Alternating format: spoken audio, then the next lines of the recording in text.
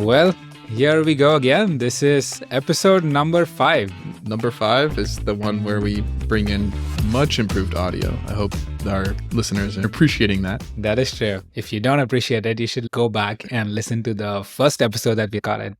Speaking of catching up, because there's all those avid listeners out there that want to catch up. And on the previous ones, I hear you recently uploaded the previous episodes on a new platform. Can you tell us about that? I did. Well, I finally figured out how to do video editing. And we are now on YouTube.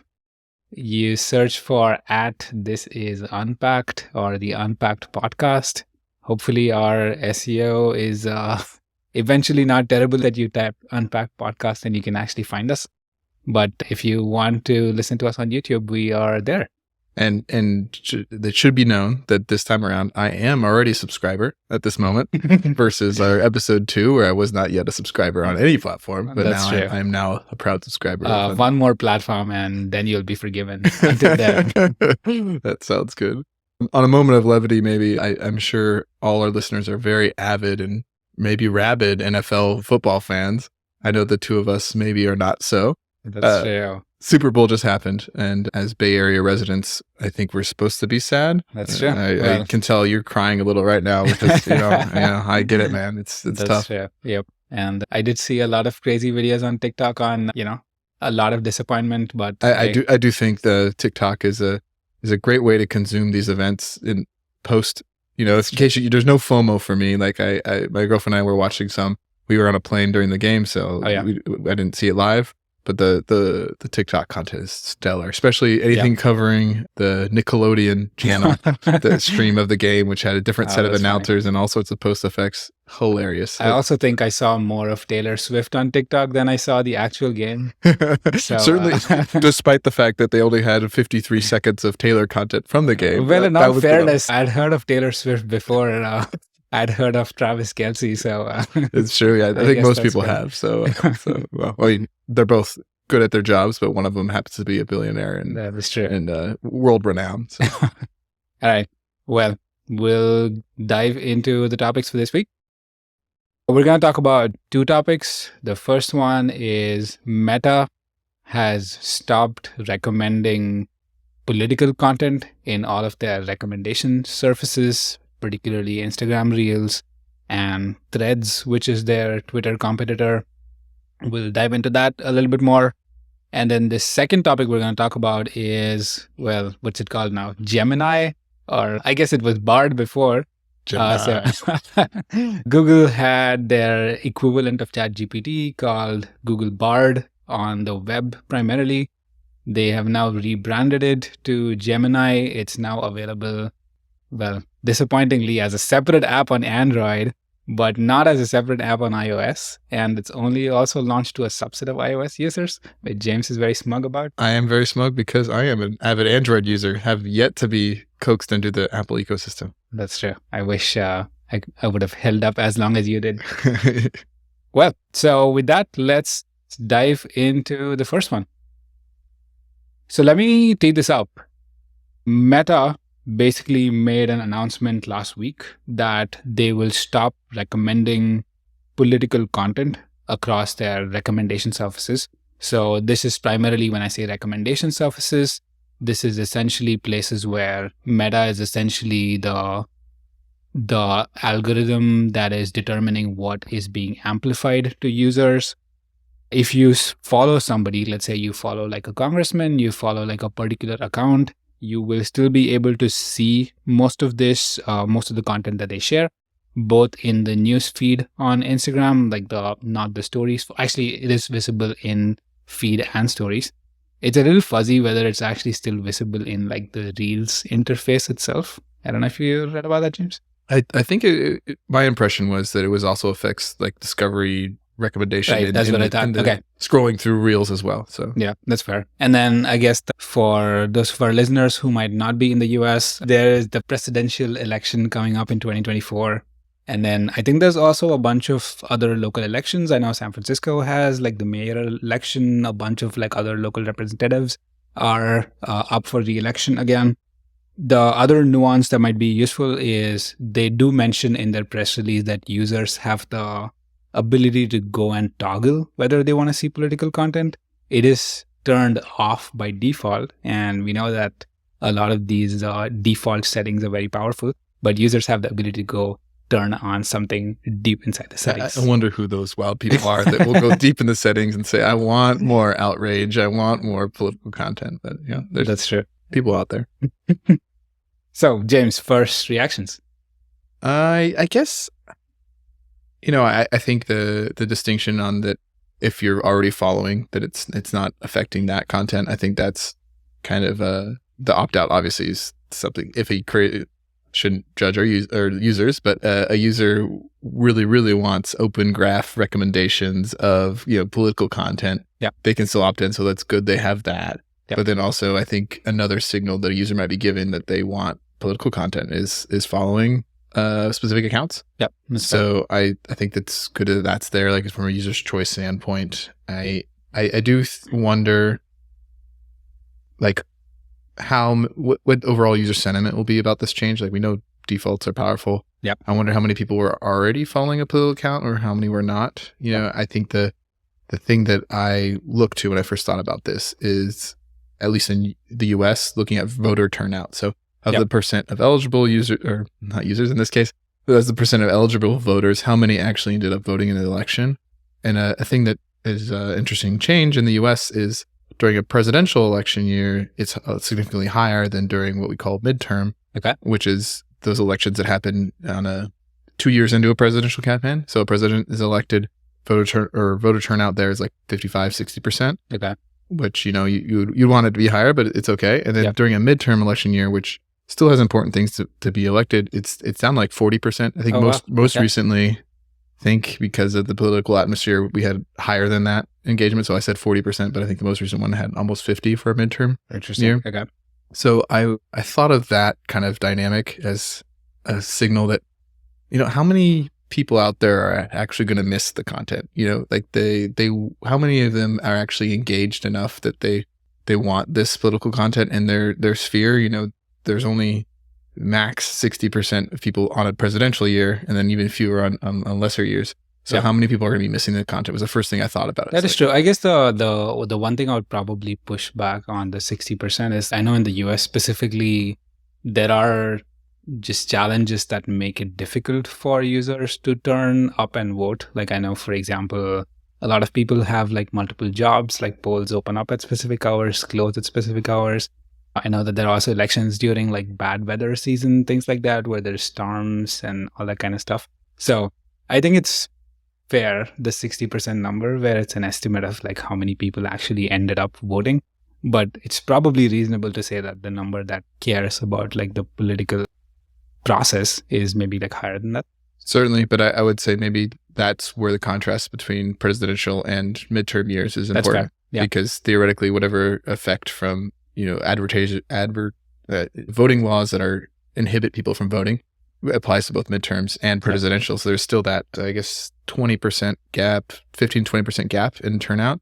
So I feel that's kind of like a natural test on what's the delta between an engaged voter and a still engaged enough to vote on a presidential year, and a voter that, there's plenty of people out there that are just not politically motivated. I think that's fair. The other lens I was thinking about this from was, why is Meta doing this? Outside of the election coming up, that timing part of it itself, what else is actually motivating them to make these changes at this point of time? There's a couple of things which I found interesting. One is in their public statement where they actually talk about these changes. It's a lot more to the tune of, we don't want to be Twitter, which is fair, because I think, I used to be a pretty frequent Twitter user before all of this chaos started in the last year. They unleashed the recommendation algorithm. Yeah, basically. And I do think it's gotten pretty negative, pretty toxic, or maybe it's always been pretty negative and pretty toxic, but now it's almost, completely unhinged, unmoderated. There's just all kinds of content on the platform. So that's kind of their party line on why they are trying to limit political content, which is probably fair. But some of the other factors that I also started digging a little bit more into they've gotten a lot of flack about political content on like a few different fronts. I don't know if you heard about this whole genocide that happened in like Myanmar a few years back. Yep. They got a lot of flack for it. I mean, WhatsApp was something which was used a lot, and even excluding WhatsApp, where, let's say that WhatsApp is a communication tool, even within the Facebook properties, there was this large lawsuit against them on how Facebook did not do enough to prevent this genocide, and a lot of content actually got promoted because it was getting engagement and all of that stuff. The Jan 6 Capitol attacks in the US, that was another one that they got a lot of flack for. I was looking at some data points. Facebook groups apparently was used a lot as part of this whole organization, election denial, all of those things. And there was somewhere to the tune of like 650,000 posts that happened in a very short period of time right after the Jan 6 event that happened here. So all of those, it's, clearly a large halo in the background of Meta's reputation. And that alongside with a lot of the scrutiny that came in a couple of weeks back with their Senate hearing around like exploiting kids and the kind of harm that it's caused for teens and even younger kids for that matter. Yeah, certainly. I think there's probably some level of every country probably has a story of there's something politically happened, or maybe not politically, something bad happened that was related to someone organizing on Facebook, someone amplifying something on Facebook. And I wonder if, maybe a more cynical look is maybe international adoption for Instagram is compare the adoption of Facebook versus Instagram. I think Facebook's probably ahead internationally for adoption. This is me without regard looking at the numbers, but and so maybe that's part of their gate. They've learned this on earlier products, and they want to apply it to their own products. And I do think from a philosophical standpoint, they offer, a very powerful tool for amplifying something. That's a good point. As an advertiser, it's a very powerful platform. But then as someone that would scream into the void maybe, or there's just trying to share content, share their opinion, or as an influencer, I think they have a high amount of people engaged with their platform and are looking to be entertained by whatever they recommend. And so this amplification effect, I think, does need some stewardship, and they can take it seriously themselves, or I think at some point it'll be taken seriously for them. And I wouldn't be surprised if part of this is them trying to show that they're serious about it and they don't want further regulation on how they should be handling certain types of content.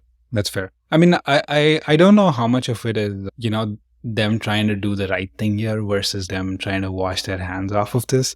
Because they're like, hey, we know that there is going to be sensitivity and political content is involved. So we're basically trying to step away from this, minimize the amount of content that is even happening on this platform so that, the likelihood of this problem coming up is reduced. So I do think that there's some kind of like a product strategy choice there of they're essentially choosing to walk away from this as like a product design decision, rather than it being more like a moral decision in some ways. Certainly, maybe a buzzworthy way to describe it is it's kind of like a Disneyification of their products. That's a good point. Where it's kind of like everyone knows Disney's brand, and there's the kid shows and the Marvels, which maybe have violence in them, but it's like always the good versus the bad, and the superheroes win eventually. And so there's a very fuzzy brand around Disney, and they own Hulu, which has other shows that will have a little bit more adult themes or difficult topics.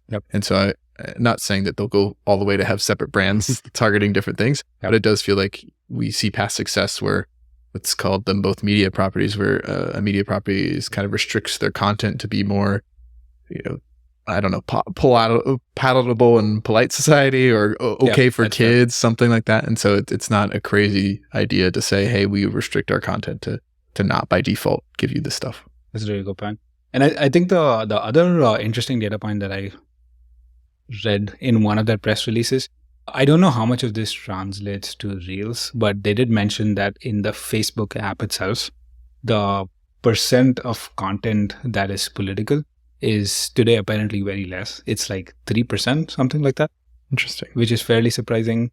And then the other nuance around this I also learned is after a lot of these issues happened, after like Jan 6th in the US, A couple of years back, they made a bunch of algorithm changes around political content, where I think previously they were primarily optimizing for engagement.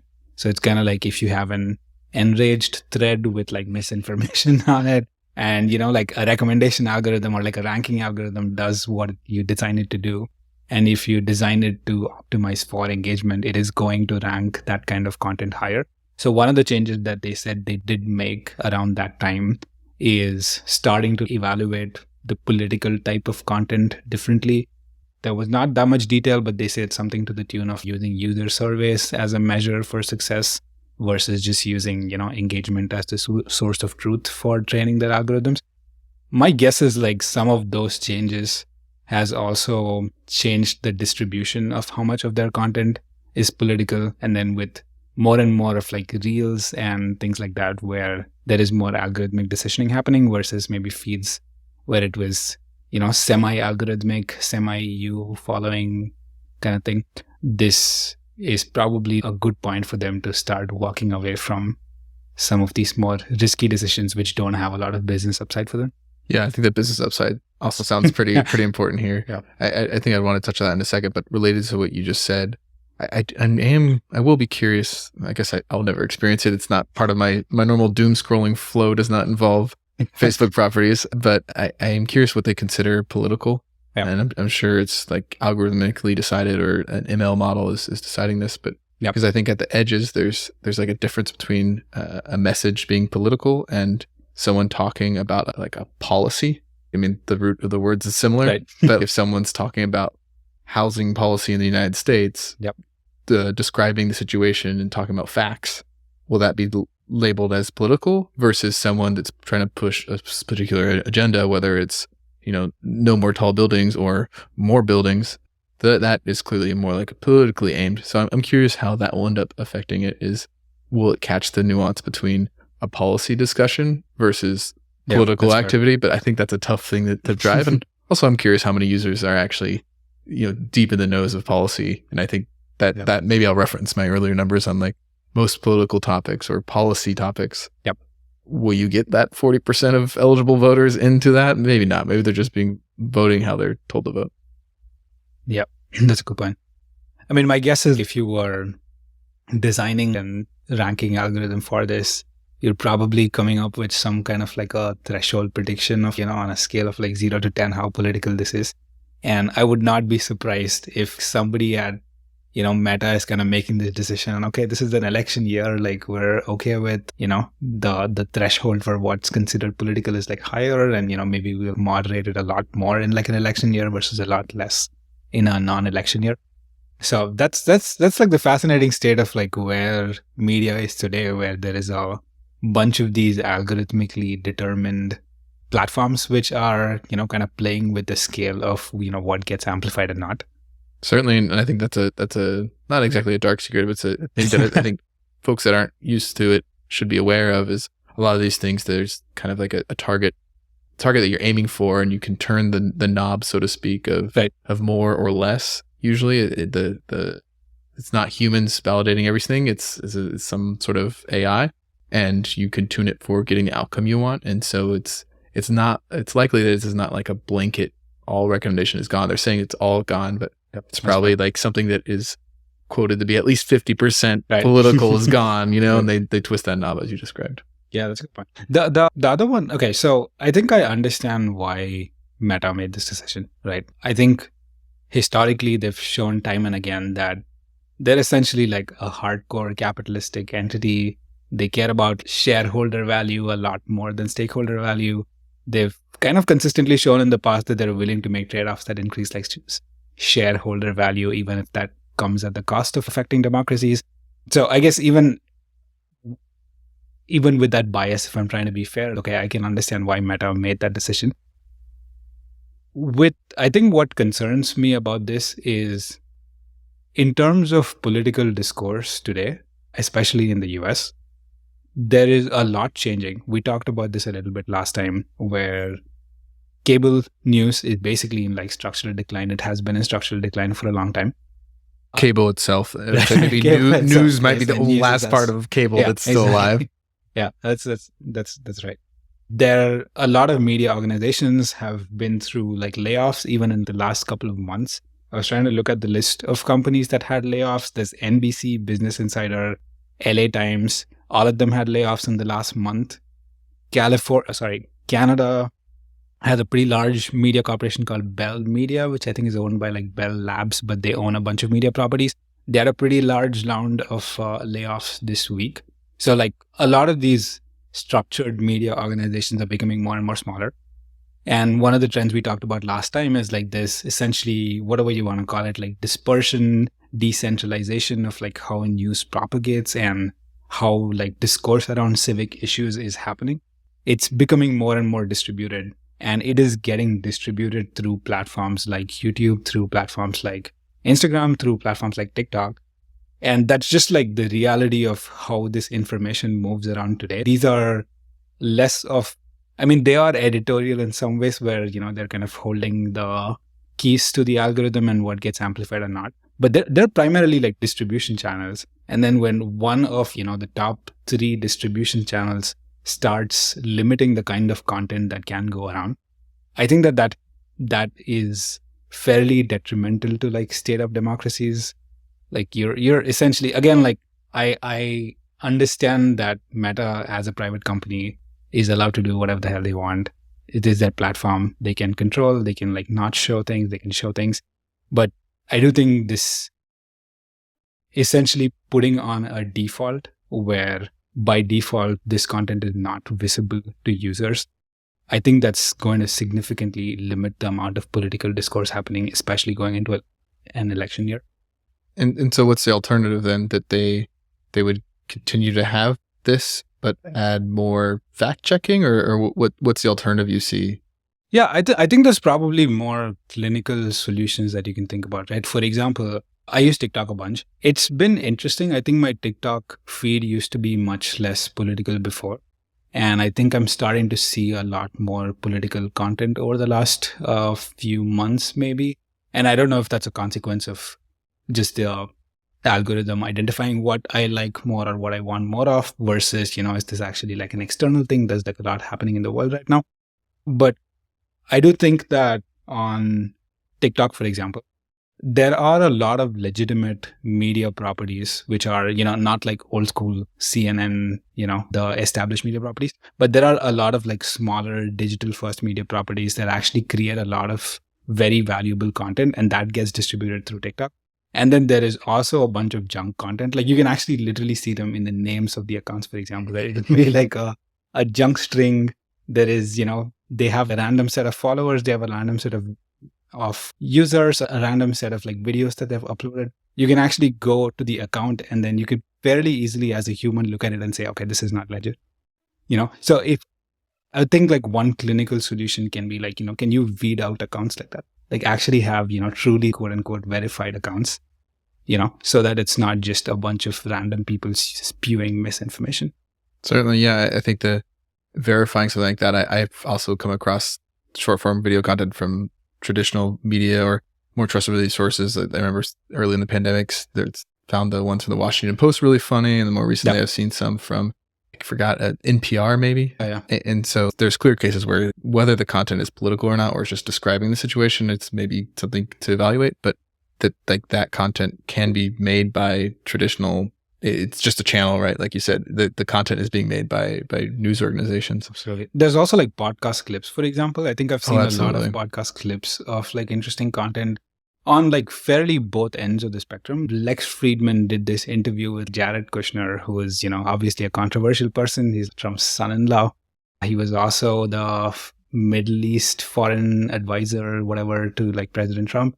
And I think it was good to hear that perspective, whether you like agree with that or not. And at the same time, he's also had people from, fully the other side of the spectrum. Like recently he had somebody that's a Palestinian activist and come and talk about like how he thinks about the issue with Israel. I think that there is a lot of value in open discourse if you can figure out, ways to allow legitimate voices to come up and cut out the things that are like junk and misinformation.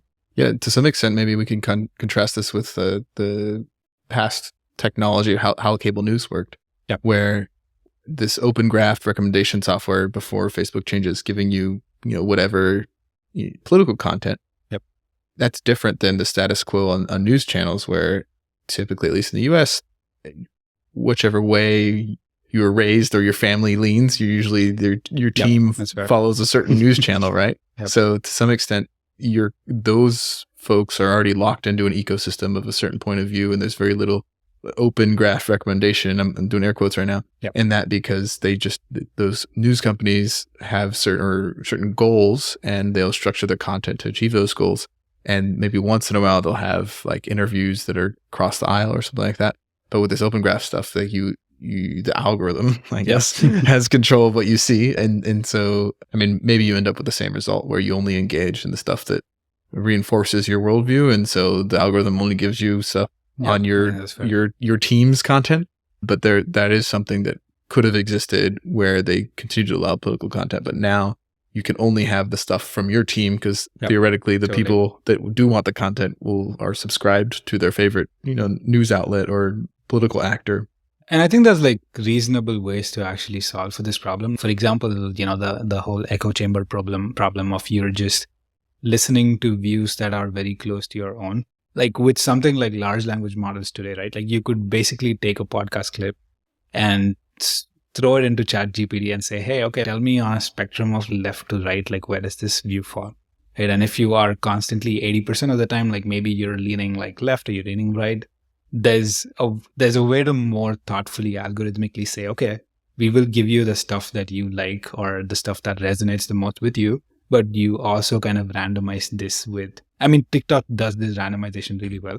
Like TikTok has, I think that's the thing that they do much better than Reels, and like the reason their recommendation algorithms and like the reason the content that they come up with is a lot better is like they do a really good balance of, explore versus exploit. Certainly. And I had a thought related to what you're describing is I think at the end of the day, what's difficult here is they are offering an entertainment product. So you're talking about that effect of showing people content that maybe they disagree with, or like an alternative worldview than the one they traditionally subscribe to. Yep. And I think it's difficult is at the end of the day, if you're trying to maintain active users, you don't want to scare them away. You want the quote unquote good outrage that keeps them engaged and wants to, yell on the internet, right? I guess that's fair. Yeah. Maybe that's what they want. But if you give them stuff they're not going to engage with it. They're going to be like, I don't like what I see on Instagram anymore. I started using it less. Now I'm on YouTube. So I wonder if there's some amount of that in the calculation of, that's kind of what you alluded to when we were teeing this up, is maybe it was a better, at the end of the day, win for them as far as user engagement goes to remove this stuff, because they could give people content that maintained engagement while removing something that could potentially give them negative effects. Yeah, that makes a lot of sense. I think I see maybe like a couple of interesting opportunities for other companies, given Instagram's taken this stance with political content. I think TikTok's actually done, I know I talk about TikTok a lot, but I think that they've done a reasonably good job of, trying to have some level of trust on the platform. And I know they're in the midst of a lot of controversy because they're not a US company, and their CEO's from Singapore, though, in case people miss that coverage. But I think like they've done, somebody like TikTok, I think can actually come in and say, okay, like we're not shutting down political content. Like we're willing to kind of take on that risk because it's like meaningful content and it's actually something that people do reasonably care about, and then find that, more clinical approach of how do you put this out more thoughtfully rather than just like letting the most angry opinions go around. That I think is like one opportunity for existing platforms. I also think that there's probably some room for a startup or somebody to come up and build like a more thoughtful, civic specific platform. Maybe it's not, I don't know if people want to have a completely civic specific platform, but I do think that there's like a lot of opportunity. I think that civic accountability is a huge problem. I don't know if you've seen some of these accounts on Instagram and TikTok. There's a couple of these congressmen, for example, that do a really good job of, they have their accounts, they try to publish, like every few days when there is like an actual, discussion happening in the House or the Senate. Like they would actually come and talk about, okay, hey, on the ground, like here's what's happening. And at the end of the day, like the elected representatives, like they're, I mean, as much as they are civic leaders, like they're also like civic servants, where your job is to actually be accountable to the people that put you in power. And I think that there's this huge vacuum now where people feel a little bit disappointed with their elected officials, and there's not really like a good communication mechanism to fix that. Yeah, I think being able to be more digital first as a representative in a democracy certainly will be like an important skill to differentiate yourself. But then also on the topic of other platforms making a different decision, I'm going to extend my Disneyification analogy a little further. For those in the US, we also have a channel. Well, now they're in the middle of rebranding stuff, but previously people might know HBO that has a lot more content that's like trends to be more adult content, not in the pornographic sense, but in the like difficult topics or like engaging difficult things, or, you know, more difficult things that are not appropriate for children. That's what I'm trying to say, which is totally different than Disneyification or a Disney property. And then going even further with this analogy that's maybe rougher on the edges, there's also a channel in the US called C-SPAN, which is kind of almost raw content from the Capitol Hill and stuff like that. Yep. And so applying that analogy to what you just said, there's opportunity for, if Facebook and its properties are going to be Disney, there's opportunity for someone out there to be more HBO, and opportunity probably more in a nonprofit sense for someone to be C-SPAN. But we're missing that aggregation layer of turn on your TV and channel, scroll through your channels. So I don't know exactly how that'll work, but yeah, I see that out there. Yeah, absolutely. So I guess where we land on is, well, we understand why Meta did what they did. It's not surprising that they are optimizing for themselves and their shareholders, but there's clearly a vacuum for civic issues, and maybe another platform kind of swoops into this opportunity. Agreed. All right, with that, we will transition into our next topic. All right, so it's up to me to tee this one up. So our topic today, Viggy, will be Gemini/Bard. And so for those that aren't familiar, Gemini is Google's branding for their ChatGPT style interface, where you can interact with their large language model, all those AI that have been in the news. And actually that's, you know, in classic Google form, there's always a question about names changing and naming being bad, which I think is like low-hanging fruit here. But I will comment on the fact that, so this announcement happened recently here in February, but back in December, there was an announcement involving Gemini as well. So now what's the difference? And just a brief point of nuance is the models themselves are called Gemini, just like in the previously there was a model called Bard. Yeah. And previously, I think there was one called Palm. I'm not sure. No one really keeps track of these things. Yep. But there's also this chat interface where you can talk with the AI that is also bearing the same name. So Bard's interface was called Bard, and Gemini's interface is called Gemini. And we're supposed to, as consumers, understand all this nuance. But the takeaway here is their new interface, like ChatGPT, is called Gemini. Yeah. And it is powered by their large language model that's called Gemini. And similar to, so you can compare this to the most popular one, ChatGPT. It's made by a company called OpenAI, and they're powered by, their models have different names. And so one might be GPT-3 is one name for OpenAI's model. And their most advanced one right at that time of recording, I think, is called GPT-4. And there's an intermediate one, GPT 3.5. And there's so many names out there. But the point in highlighting that is that Google also has different levels here. And that was part of their December announcement around Gemini. So Gemini announced in December, talked about how there's 3 different levels of Gemini. There's Gemini Nano, which is made for on-device tasks, which I think limited release to Pixel 8 Pro phones or something like that. So this is Gemini the model, not Gemini the app. Correct. So their usage of Gemini the model, Nano, is in the Pixel 8 Pro phones. Gemini Pro is the one that powers that chat interface on the web and app, which I'll talk about in a second. And Gemini Ultra is the subscription required version, where it's the same interaction a consumer would have with Gemini Pro, but they are paying money, so they get the more advanced one, which is largely follows OpenAI's pricing. Interesting. Is there a large difference between the Gemini Ultra and, I guess, like the regular Gemini model? So I have yet to be convinced to pay for it, so I don't know. They do talk about how they've done a lot of improvements to the model, and Ultra is the best of the best Got of the it. model, and Pro is the one like that's more balanced, that makes the trade-off between, handling a wide range of, what's the word, like they can handle a diversity of things to do. Okay. Whereas Ultra is meant for high complexity tasks. Got it. Okay, I guess that's not surprising. I know OpenAI has also had multiple versions of the GPT models, and they've recently launched something that's cheaper and more powerful compute and all of that stuff. So I do think that there's been an arms race going on with especially these model providers. And I know we've talked a little bit about this before around how a lot of this layer of model builders are maybe getting more and more commoditized, given, maybe they don't have access to as much unique data compared to anybody else. But yeah, that makes sense that there's more of these coming out. Certainly, yeah. And I think one of the key features for Gemini that is an improvement over Bard that they highlight, besides vaguely its improved reasoning capabilities, which I think I have an axe to grind about, is I would say these things don't reason.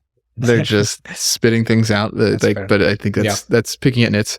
But it also has, they say it's multimodal by nature, by default, by nature. Yep. And what they mean by that multimodal, like the mode with which you're communicating with it. So whether you speak to it, whether you type to it, or even whether you send a photo to it, it can ingest all that kind of data, and with it, your interactions with it.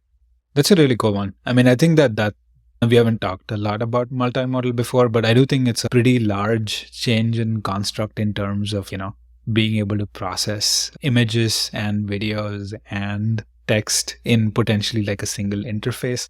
I know this has been like one of the limitations with the more, traditional audio assistants like the Siris and the Google Assistants of the world, where they were almost limited to a single interface. And well, in case of audio, there's not even an interface. It's essentially audio as the conversation format, versus actually being able to augment audio with something like a video or a visual interface.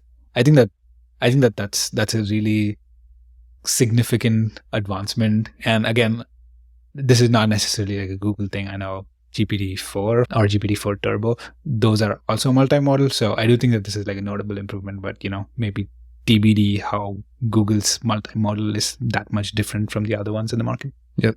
As far as a consumer relevant application, the multimodal thing I think is important for an everyday person. I think an episode ago or 2 episodes ago, we were making fun of, maybe it wasn't on mic when we were making fun of them, but talking about the Humane AI pen and the Rabbit R1 product. Yep. And a lot of those are talking about, like their demo was tapping on it and saying, what is this? What's a fistful of almonds? Yep. And I think that might seem weird, but with this experience, it kind of makes sense, where you could be like, send a picture. We just did this during our setup where we were debating, what's this, foam cover for a mic? And you're like, I'm just going to, search something real quick with the cover end of mic. And I was like, I pulled out Gemini and I said, what is this? And it was able to, it was like the black thing, and it was able to figure out what it was. And I think there are very cool practical use cases to this. I don't know if you saw the recent Samsung Galaxy ads. Just circle it. Yeah, just circle it. Yeah, I think that was like a cool idea, like they weren't really like trying to sell the model. It was like a very simple consumer idea. Mm-hmm. You see a product, you don't know where the product is from, you just want the product, circle the thing and go find it. So, and another cool example I saw was, you've seen those like complicated parking restriction. Yeah. San Francisco and LA have these, yeah. Like I think in New York and stuff, it's even worse, where it's just, 5 boards on top of each other. It's 5 p.m. to 9 p.m. is like street cleaning, and it's also like permit only on some specific days. So one of the really cool use cases was like, just take a screenshot of all of those boards and then ask the multimodal, whatever LLM, like, can I park now? Or like, can I park now for 3 hours? So I thought those were like pretty significant improvement in like user interfaces, and that's pretty. I agree. And I think the way Gemini shows this is, so maybe I should step back and talk about the how you access it. There's the web UI, which people might be familiar with ChatGPT and previous version Bard. And then on iPhone, within the Google app on iPhone, there will be that, which as you found out, you aren't in the rollout of that yet, so you can't actually access an iPhone. That's right. And then on Android, there's a separate app just called Gemini. And where it's even more interesting, and there's some good synergy here with being the platform owner and a developer of this, is is you can replace your on-device Google Assistant with Gemini. And so when I say the magic phrase that activates my on-device assistant, it starts with OK. Exactly. It's a different looking UI that pops up. And I have the option to attach what my current screenshot of my current screen, which is also interesting. So it really embeds that multimodal nature. And it's right there. You're interacting with it. So I feel like as far as a consumer experience standpoint, that's a lot more natural to be like, help me with this thing in the moment versus pause, type.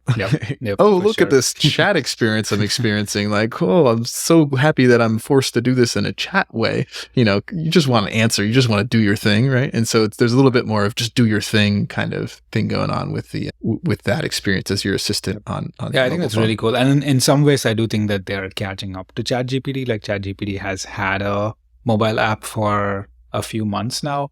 And I found the app to be really useful, or I think just purely from a user interface standpoint, it's got like this, I don't know if you've seen the interface.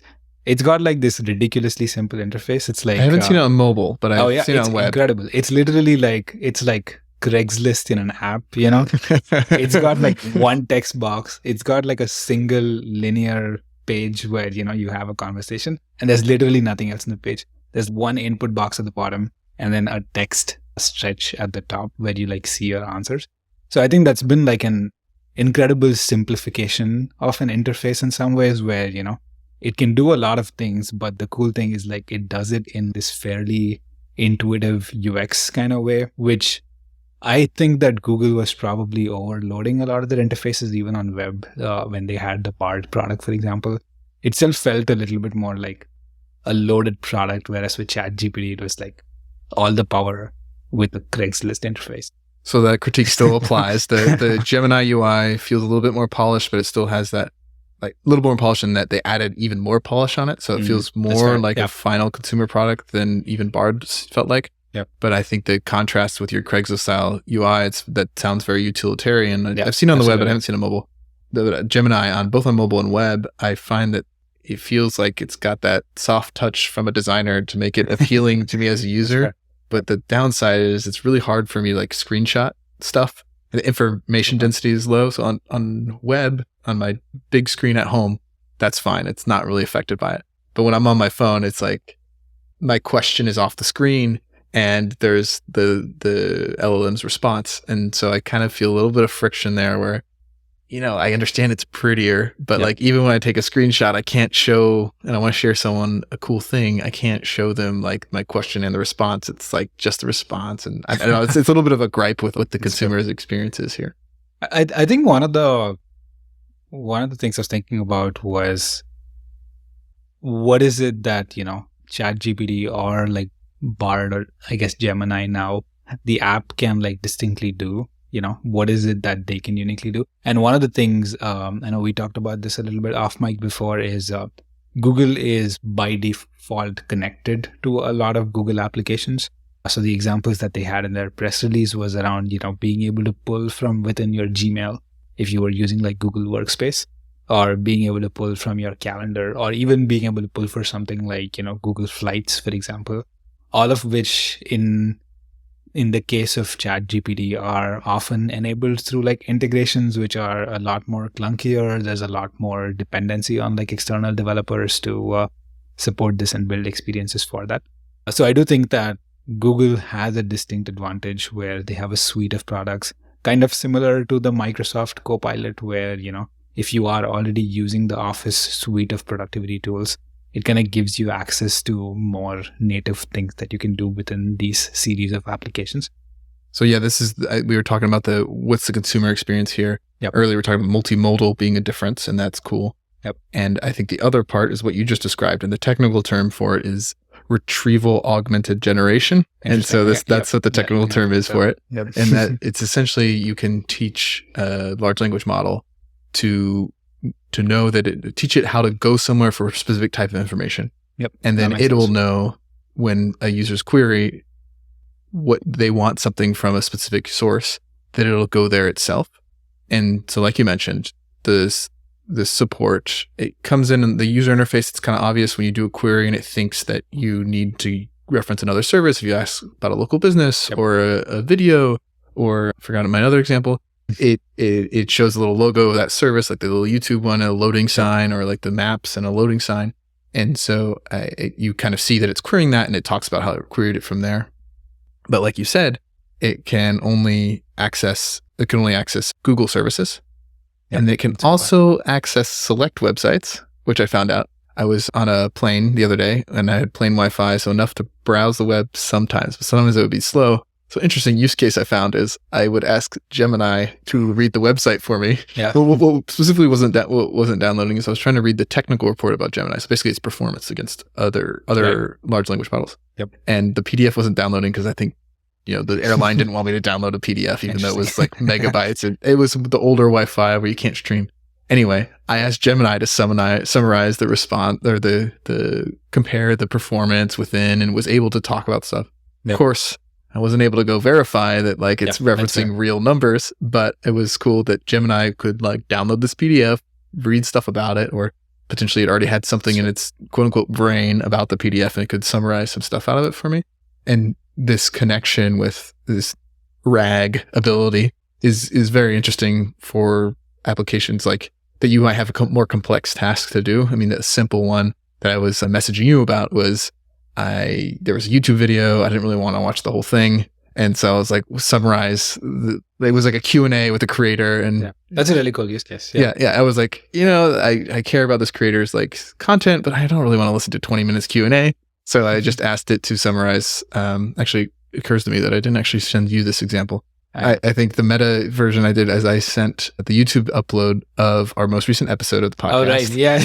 And then I asked it to summarize and give it an outline format. Yep. And it wasn't perfect, but it did reference like how we structured our talk. And so that was really cool to me, exactly how it's doing that. I think maybe needs some more research, especially because it's like video. Is it using the transcript? Is it actually processing the video? We don't know. But it was able to access YouTube. And what's interesting is it can't access Spotify, for example. I had a similar interaction where I was asking about a Taylor Swift song. And I asked it, can I have a Spotify link? And it was like, blah, blah, blah, can't do that. And then I asked for one for YouTube and it gave me one, like straight to the music video. So there's great interplay, as you talked about, with being able to link out to their services. I guess the question I had on my mind is I definitely see the consumer value from this, and I know Google has shown some demos of like example applications that AI could do. I think they showed this demo of like the assistant basically trying to talk to the customer service rep, or something that you want to get your subscription canceled and you don't want to stay in line for a long time. So I definitely see those kind of use cases, which, maybe the assistant can do down the line. And this becomes a really good, the more Google can have a direct interface with a consumer where they can actually do this very easily. So I definitely see the consumer value and like the long-term application of this. The part that I struggled with is this like a direct monetization?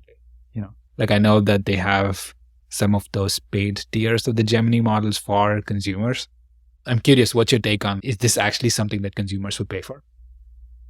It's interesting because I myself am not paying for it. I know of people that pay for ChatGPT's version. I don't know. I think the thing, and maybe it's early in the maturity for these kind of products. Is I feel like we're all forced into this chat interface, and that's the default way that we should be benefiting from these technologies. And so, you had that example with doing a phone call for you. That's cool. But there's some interactions that I am asking an AI model, but sometimes, asking an AI a question and we want to go back and forth on chat thing. Sometimes there's something complex I want to do, that I end up having to spend, 20, 30 minutes making a spreadsheet, grabbing stuff and blah, blah, blah. And I feel like it would be great if it could just do that for me, but like the interaction would be maybe more like Microsoft Copilot's demos within an application rather than a chat interface. Yeah, but we talked about it on a previous podcast. It's like I do think at the OS level is probably the right place, but I want it to be able to do lots of stuff for me, And right now in the chat interface, it can't really. Like today, I think there's two sides to it. You can think of an app, they designed it for a certain use case, and it's going to be able to work for your core use case. You just got to go there and do it. But if I know what I want to do, I really have to follow the tap, going through the flow here. I'm like looking for a restaurant that's open in this area, blah, blah, blah. And like, why do I have to tap through all that stuff? Wouldn't it be great if I could say, give me this, and it just opens the app with the results there, right? Like part of the multimodal or like the RAG integration with Gemini is it'll give you like map results, and it'll be like in a Google Map. That's really cool. You can see it visualized. That's cool. Yep. But at the same time, I'm still in this darn chat interface. I think I can click through and end up on maps, but still it feels a little unnatural. Where there's only so much that a chat interface can do for you, even if it's like a fully loaded up chat interface, even if you start supporting like complex media and like images and videos and all of that. Yeah, I think you're right. I agree with you. Why did I have to get there from a chat? Like maybe someday it'll jump straight there. So I don't know. I think your original question was who would pay for this, and right. I think my reticence for paying for it is I don't feel like it saves me time yet, right? The whole point of it being a better assistant or this chat interface being more powerful is that it should save me time, and I think like to address that, it has to have these usability improvements where it's really legit saving me time. I've had previous experience with other ones and working with like very specific technical questions of like, how do I use a certain Amazon Web Services service? Like, how do I use Amazon step functions? And it was able to the ChatGPT was able to walk me through it. So I can see it really applying there. But like in my everyday normal person life, it's not really. I think that's fair. I actually ended up a couple of times paying for ChatGPT. Mm-hmm. I guess maybe the first time was just more out of like curiosity to see, I think so right now the GPT-4 model is still behind a paywall, so you can access like 3.5 for free, but the GPT-4 models are paywalled. The multimodal functionality is paywalled. So if you want to use like images and things like that, that's not available in the 3.5 model. The other thing I think that's paywalled is, when we were doing some of our podcast stuff, like I was trying to, stick in our transcript and say, hey, can you give me like takeaways from this conversation, right? Just to see what is the level of coherence with which it can give a summary. And again, that's a bit paywalled because of like the length of the text involved. So all of those are like, I think they were like interesting friction points which made me consider upgrading. But yeah, I think you're right. Like I think that there is only so much that a single central, chat-based interface can do for you. And I kind of landed in a place where, okay, I use this occasionally. Like sometimes I want, answers to random questions and I don't want to read 4 pages, 4 different like links. I actually have been using it in that sense. Like that has, even the unpaid version is good enough to be able to summarize some stuff for me. Yep. But I do think what you said is exactly true. And the other half of why I'm not paying for it. So there's that friction or like doing more powerful stuff that I might want to pay for. The other half that was holding me back from paying for it is general trust about it. I had a really fun interaction when I was first messing with Gemini, and I have a friend that's really into Taylor Swift. And so I was trying to go through the flow of, okay, let's just find out what her most recent song was and then give me a link for it, whatever. And I was like, wow, this is like natural and it's working well. And I was sending screenshots to my friend and my friend was correcting me. No, that's wrong. No, that's wrong. No, that's wrong. And so like at the end of the day, it was like, okay, once I corrected it and said, actually, I think it's XYZ, or like, why did you have this date wrong? And it would be talking about it. And eventually I coached it to the right answer. So not exactly. But I guess that one's probably going to get better with time, where maybe the accuracy of the retrieval and all of that certainly becomes better. But I think you're right. Yeah, I agree with you that. Yeah. So at this moment in time, why I'm not paying for it is one half is, is it powerful enough to do what that save me time or benefit me? The other half is, does it actually reliably give me answers? If it's doing some sort of summarization or like pulling in data from different sources and dumping it into a spreadsheet for me, or pulling out some key data from a video or PDF, that does sound like it's saving me a lot of time. But if at the same time I can't trust its output, how much time savings is going on? So I think those are the two halves that hold me back from paying for it. Yeah, that's a good point. I mean, I guess if I was thinking from like Google's perspective, there's probably a couple of angles. Like one is just like a defensive angle, where if ChatGPT has an app and you don't have an app, you're kind of leaving like a beachhead open for attack, and you don't want to do that. Like I know a lot of the open source work that a lot of big tech has done has been less of, we want to be like the good guys and contribute to the world kind of thing, and more of, okay, if this is how you're competing, let me just throw this out in the open so that you can't compete on this anymore. Like even with the llama models, for example. I was going to say, why is the llama model free? Exactly. Like they are incentivized, but they want more models. Exactly. So I do think that there is like a competitive play where, maybe they don't want ChatGPT to become like the primary search interface. Like they've tried to defend that entry point with consumers for the longest time. And I do think it makes sense for them to just offer this, even if it's like a free functionality, as long as, they can somehow make the economics of that work.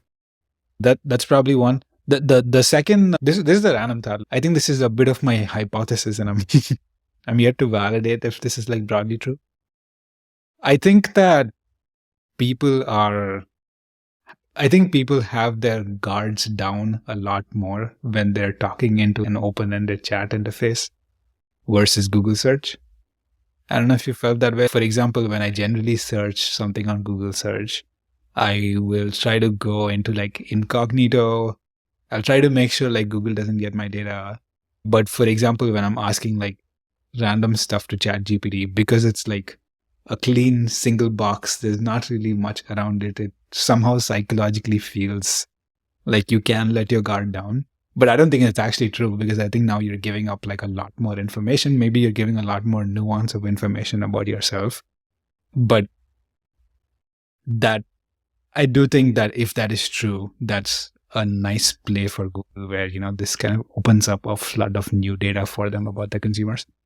I think I agree with that. It feels more natural kind of experience. Like, on one hand, that your first point on they want to be defensive and not let ChatGPT take user from you, or from them. Totally agree. I'm not paying for the product, but they definitely should be building something like this right now, right? That's clearly in demand. Yeah. But then on your point on letting your guard down, I definitely agree. I have a friend, and it's really funny. His interaction with assistants, I think it's half ironic, half not ironic, is like using smart home devices. He'll be like obnoxious. Oh, hey, you just like ask it to do something like, turn off these lights, even though they're maybe not smart or something like that. But his interactions are much more natural than, like you would do like in a Google search or something like that. Not that you Google search to turn on your phone, but like this interaction feels a lot more natural. You just ask it some absurd thing, and then sometimes it actually does it. He's, oh, what's that song? Blah, blah, blah, blah, blah, blah, blah, like some vague reference, and it can figure it out. And so I do think there's like a little bit of inhibitions dropped when you're speaking or typing towards it. And so there's a bit of an opportunity there to reactivate that data engine, so to speak. Yeah. Maybe as a last point, I do feel like we've talked a lot about like the paid tier, which would you pay or not, like that. I think it would be important to maybe cover what exactly comes in with the paying. So strategically very similar to ChatGPT's paid tier, ChatGPT Plus, which costs I think $20 a month. This new the ultra version, the most powerful version of their thing, which is again similar to ChatGPT, is available if you're a paying customer. The paying customer pays $19.99 a month, so same price, $20. But it's so it's priced to be competitive with that. But where it's interesting is it's actually a tier in their Google One to subscription. So Google One, for those of you out there that aren't part of the glorified Android gang, is similar to what you have on iPhone. You might have an iCloud account. You might be paying for photo storage or something like that. There's probably different tiers and stuff like that.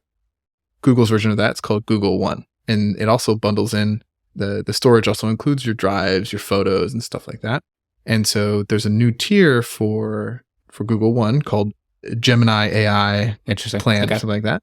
And so it includes access to this higher tier of Gemini. There's a more powerful Gemini. And it will include Gemini being able to do the workspace stuff we talked about earlier, like being integrated. But I'm guessing it's $2 for Google storage versus, $20 for the blown up version. So what's interesting is the cheapest tier, you get free 15 gigs on Google One. The cheapest tier to pay for, which I'm running against to finally, is $2.99 a month. These are the annual price is slightly cheaper, but anyway, we're talking about monthly. $2.99 a month. And I think that's 200 gigabytes of storage. What's interesting here is the next level up, $19.99, includes 2 terabytes of storage and XYZ extra like workspace light features in their thing. But now they're adding Gemini Ultra on top of that without changing anything else about the plan. So in like a pricing, a consumer interest thing, you can pay $20 for ChatGPT, or you can pay $19.99 get 2 terabytes of storage, all Interesting, sorts okay. of, workplace features that are like not available to a general Gmail subscriber. And you get Gemini within all your workspace stuff. So it's a very interesting bundling play where you're paying $20 a month, but you're also getting 2 terabytes of storage. Like previously the 2 terabytes already cost $20 a month. So I think it's a very interesting bundling strategy. Yeah, that makes a lot of sense. I do think we've maybe talked about this in our previous episodes. I think that there is an opportunity for assistants, particularly in kind of like the SaaS and SaaS adjacent worlds where, you're talking about Google Sheets having an assistant there. To me, that feels closer to, Microsoft's Copilot offering rather than like a Google Assistant, which is, maybe a lot more consumer facing, a lot more like a Siri kind of thing. I do think that in the SaaS world, there's probably a more propensity to maybe not necessarily pay for the AI assistant, but maybe you upgrade to a better plan. Maybe you retain better because you have this assistant. I know we were talking a little bit about like Descript, which is the audio editing software we use now. One of the cool things that Descript does is it's got a bunch of AI capabilities sprinkled as part of their user interface. So it's not like a chat thing where you go in and say, hey, do this thing for me. But it's got a bunch of things that are sprinkled across like the workflow of editing. So the first time you upload an audio, it like automatically transcribes it for you. And then once you have a transcript, you can tell it like, hey, pick like 5 blurbs from this that you think are like most interesting so that you can create clips out of it, things like that. So it maybe goes back to your point around like non-chat based interfaces that are embedded into the actual workflow where you're like actually doing things. And maybe there's a propensity to either pay additionally for that product or just, be like better retained to that kind of like a SaaS product. I do think along those lines, the consumer benefit from all these LLMs and AI, this whole wave, I think is going to be felt at the edges where like all our products are going to have all this extra things that are more natural to use because they've applied this technology to it. But as far as a chat interface, they're still figuring it out. Is it going to be a chat interface? Are your assistants just going to be better? Are we just like, how is that going to evolve? I think those are two different things. As a feature within existing software, totally agree. There's all sorts of things that are better today already because companies have been applying this technology. But as far as that chat interface that you're paying for that does stuff, like how does that not just get owned by Apple and Google? And how does that not just run on your device instead of on costly servers? I don't know. I kind of see it trending that way, but it'd be interesting to see how this chat interface evolves. Yeah, that's a good point. I think I know you've brought up the idea of running this on device, which we haven't specifically talked about a lot, but I think we've talked about it in the context of device-based assistance. So I do feel like this sets Google up in that path of having something that is like machine learning and LLM driven that runs more on device and, maybe starts using some of the Gemini Nano, you said? Yeah, that's already being used on the Pixel 8 Pro, and I think their next year version will be using that. And I think on that point, the chat interface may be defensive against OpenAI, but more on the attack angle, the offense angle would be, what can they do to drive user adoption of their services? Like to some extent, there's like a synergistic aspect between Google and Apple, but they also have this competing aspect of their two, Android versus iOS. And it's going to be really hard to convince an average US consumer to go from their iPhone to something else. But if the technology is that good, maybe they would. And so it's going to be interesting to see, can the technology get that good? And will Apple be far enough behind that people would actually be convinced, like, I don't really need iMessage and FaceTime. Look at all this time saved if I just had the new, Google Pixel that can do amazing things. I'm guessing this is the unsaid AI stuff that Google is working on to support more like device-based things, so that they don't get outcompeted with potentially things like this from Google. Yeah, cynical thing. Yeah, maybe that's why the iOS rollout's so bad. They're prioritizing Android, and that's probably a little too cynical for this show. But I do think that one of the cool implications for Google is, I know that there's a lot changing in like the SEO world. For example, if a lot more queries are being answered by like chat interfaces and not necessarily going through like the traditional search interface, that does change a lot in terms of like how Google makes money or like search engines make money. So if they are able to monetize even a subset of users through a paid product like this, either on the workspace side of things or on the consumer side of things, probably buys them that buffer for the scenario where there is an impact on their search business. Yeah, at the same time, they do control the interface. So if they find that there's a lot of people like me that aren't willing to pay for it yet, well, everything for consumers on the internet is free because of advertising. And so they own the interface. They could add advertising support. I would be really surprised if it works as effectively as the links model, Like the links model is like black and white, right? It's like you search for something, there are like 10 links returned, you add 3 links. It's very black and white. You like click on that and you make money off of it. It just seems really hard, even if you optimize the hell out of it. I just don't think it could monetize as effectively on a chat-based interface. But yeah, I think it's... I think it'll be weird. I think they'll need some designers and some product managers figuring out that some queries that would have ads for it that I'm like, hey, give me like an authentic poke restaurant on Maui. It gave me results. It gave me lists, and I could click through to them. But why can't that list also have of its 4 links? Why can't there be one that's sponsored? Or if I'm like asking for inspiration for shoes that are kind of like these shoes I already have, why can't 2 out of 5 of them be ad links? It can be like labeled as an ad, but that's fair. I do feel like I don't know how that'll evolve if things evolve towards more of this agent experience where it's doing stuff for you like intentionally, where a robot doesn't look at ads, it just looks at the the facts. And so, but like now, I'm probably less bullish on having ads in like a chat-based interface, and maybe more bullish about like the amount of data it opens up and like gets Google. And I don't think we've talked a lot about the Google Privacy Sandbox and some of those changes that Google's doing to essentially hunker down their walls to kind of control more of the ads value chain of things. But I'm probably more bullish about them going in the play of like, hey, this is a chat-based interface. It gets us more data about users. It maybe helps us show relevant ads, and it gives us access to information about users, which is basically not available to anybody else. But how do they monetize that value? And if they get rid of search is such a high percentage of their revenue, like sure that you can't escape the fact that a YouTube video is going to have an ad in it, or a news article is going to have an ad in it, but like your search interface not having an ad in it is like so core to how they make 90% of their revenue, 90% plus. So I think they probably don't want to be the first ones to do it, but if someone else does it and it's a better replacement and it's going to be better, they're going to want to be there. And so that's why I kind of do see your point about it being a defensive thing. Be there, be in the space. Does this chat thing replace general search? Maybe, maybe not. And if it starts to be ready to, I don't know, it's doomsday scenario for your search revenue. So like how are you going to, I don't see consumers paying for their search engine ever. So it's the paid model is going to have struggle with adoption. So I'm looking at ads, but so how else can you reduce costs? And I think it's a much longer topic to discuss another time. Well, fun times. Curious to see how this plays out. I guess that's the 2 topics we had for today. This was a good conversation. Follow us on Spotify, Apple Podcasts, or now on YouTube. If that's your preferred platform, you can always subscribe on Substack and get notified whenever we have new episodes coming in. We are trying to get new episodes out weekly-ish. So far, so good, James.